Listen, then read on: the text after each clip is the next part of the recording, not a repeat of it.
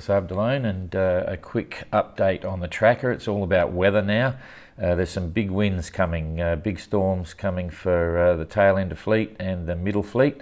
Jean-Luc has extended his lead again overnight. He's now about 1,350 nautical miles behind Mark Slats in a completely different weather system, but still got the pressure on and going quite fast. Middle fleet's doing okay, but they've got a blow coming, and the tail enders here, the back fleet, they've got some issues as well. They've issued separate navigation warnings for them, and then we've got Mark Sinclair. Now he's in a bit of a bother at the moment, not in trouble, but certainly very interesting. If we just build this up here to show you what's going on, we'll put the windy on. He started entering into, he's very close to the coast here, as you can see. You can play with this yourself and put the Navionics chart up, but he's very close to the coast. The wind started picking up about 12 hours ago. Now he's got, he's saying gale conditions. He's trying to go as slow as he possibly can because he's running out of space. At the moment, his speed over the ground is 2.9 knots, but you'll see when we bring through the current here, this is where he's getting into real strife. He's now got the wind coming up from the southwest, a westerly. It'll be up around 35 knots very soon. It's building during the rest of today. He's run out of room now to try and get anywhere else but into the Agulhas current. This is the strongest area right here. There's no way through, and the seas could be getting quite interesting. He hasn't sent a message up. He's probably been up all night. The distance off the coast there, if we build that up a bit now and go for the plots, let's just see. Okay, so he's only got there's 14 miles sea room up here. The wind is now pushing him onto a lee shore, and it's going to go from the west southwest around to the south. So again, he's on there and all the way. It's really nasty. It's not life-threatening and it's not a disaster, but it's not much fun, if you know what I mean. So watch this space. I'm certain the next messages we get from Mark are going to be telling an interesting tale. We're not concerned for his safety. He knows what he's doing. He could always run off here and anchor, try and anchor here away from these winds. There would be less current inside here, but I think part of the reason his speed is cut back is because he's actually in this current as well. That's where he is now. It's probably a good 2-3 knots. It's hard to predict the exact spot. This is forecast to be like 3-knot current, but it could be running at 4 or more. So some interesting times ahead for Mark. So we'll watch that, and just we'll bring the wind back online here. Get back to wind, and we'll just bring him forward just to show you what's going on. If we just come forward, it drops off pretty quick. So in 24 hours time, the wind will die off. So his saving grace is just to hold position there and not be tempted to go or not get blown too far north to get out there. So anyway, he's got some, that's it right now. So that's showing, if we look down here at the scale, wind speed 30 knots, 35 knots forecast. So it could be gusting 40 knots. So yeah, that'll be quite something to see how his story evolves. So we'll just bring back here, and we'll come to the back group. I've issued a warning here for these guys because there is a huge blow in the Southern Ocean coming up from this direction, heading up that way. I've asked them all to go north. Now Loic might have got the message. Igor probably hasn't because he's still heading southeast. Istvan and Istvan and Tapio, as soon as they got it, they headed north, and Susie was the same. So if we come back here, I'll show you exactly what's happening. This is the current weather now. That's probably too far down. So it's a bit all over the place, but very quickly you start to see this monster here coming up from the south. This is absolutely huge in terms of overall size, taking up half the Southern Ocean here, and it's going to come up and impact these guys at the back. Already, like tomorrow, Susie's going to get a little whack here. I've told him to go north, to even avoid this little one. But as we go forward to the 21st, it's starting to come up. That's 2 days away, and on the 22nd, it's literally rolling through. And because it's coming from the south and building, and it's so big, the waves down here are going to get quite something. So when it goes to this grey area, that's 9-10 metre waves going to come through. It's building for a long time.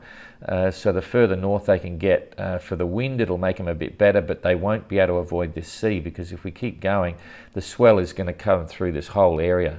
It's quite massive, the effect of that.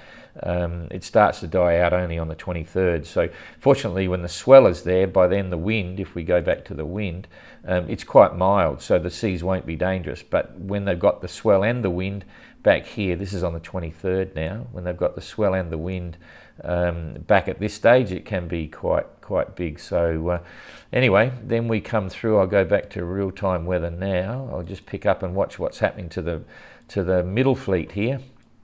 I've just sent them. It's quite mild at the moment. They're all doing pretty well. Mark Slats is doing well, 6 knots. Tommy's doing 6.6, going a bit faster. Gregor's doing 6. You can see they're all heading up north. Uku's been okay at the back there, but he's only doing 1.1 as of a few hours ago, mainly because this calm area here of no wind is moving across like that. So Uku was in it. It's going to go over these guys very shortly. If we pull that forward a little bit, you'll see it's moved across them, so they're going to slow down. But I've just sent them a minute navigation warning as well and said get south as fast as you possibly can. Tommy's acknowledged it. I only sent it about an hour and a half ago, 5:30 this morning. Sent it to him, so the others, they need to get south, and here's why. I'll just scale this back. The blow that's coming for them is really quite intense, but it's very highly defined. It's this one here coming across. It comes across very fast.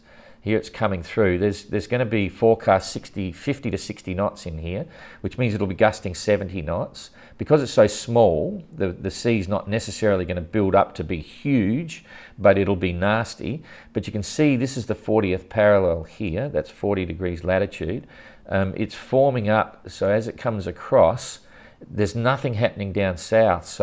But this is quite nasty up the top. So I've suggested they've got 24, 36 hours to get below 40 degrees south, and they may miss the worst of that. It goes across pretty quickly. They're still going to get hit with southerlies below 40 degrees south, but they will be in 2 days' time. If they, or 36 hours' time when this comes through, if they start heading southeast now and try and get below 40 south, they'll be in this region here, and the worst of it may well go straight over the top of them. Excuse me. And you see it disappears pretty quick. So that's my advice to them. I've actually, for this middle group, I've now suspended the 42 south, because if they do come down below 40 south and then they get some other winds that could push them down, that's fine. We're not worried about it, but they're actually going to get some southerlies, so that'll bounce them back up again. But anyway, so we watch that space. I may actually do another live tomorrow or on Friday just to explain and show you what's going on. Jean-Luc at the moment has a great breeze, strong northwesterly wind.